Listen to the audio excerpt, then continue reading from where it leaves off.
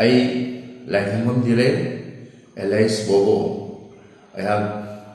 andro kendra dagini ayag su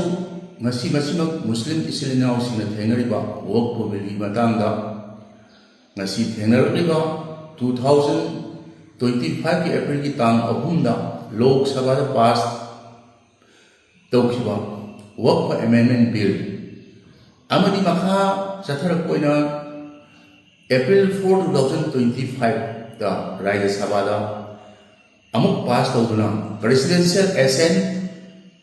April tangmanga 2025 da pikhaba work for amendment bill ki X ki makhada lakliba Muslim islinaw singi pendaba palaw pendaba masi bill asi consequences sukens mayam sida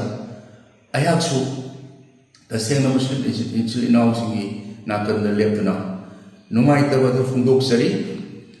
tasengna mati waqfa haibasi totally Islam dharma ki oiba kanamatana khud thingjalak bagi sanadi sulerek taba adugumba Muslim singi takaktagi oiba makhoigi institution amani masigi makhada any Muslim amana kanagum amana madugi donation torpa movable oiba yai property punamakto Islam dharma da oina donation torlaga adu ki control tawna semba board adu wokpa board ni aduwa ngasi mag 2025 ki April da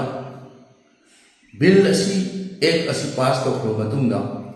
ngasi oriliba program di Muslim singi adum berba taseng laba makoy kapta ko yung report da non Muslim ani option ba nasingba adum ba lakpadagi migi tongan ba dharma gi oiba institution aduga akoina India ki secularism India ki freedom of religion punamak tugi against da madu bill work for bill ek da non Muslim option duna madu ku salaina ba panarpa India ko meni thuksil ase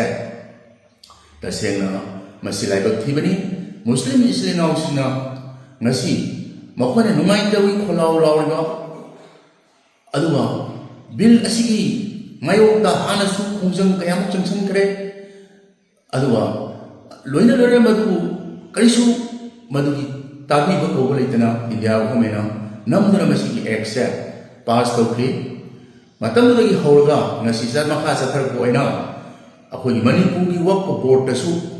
kana kumba maitai natragana kana kumba non Muslim oiba silinaw singa masda hapsan baya bagi hadikar lakpa adu punamutuna thairam laga aina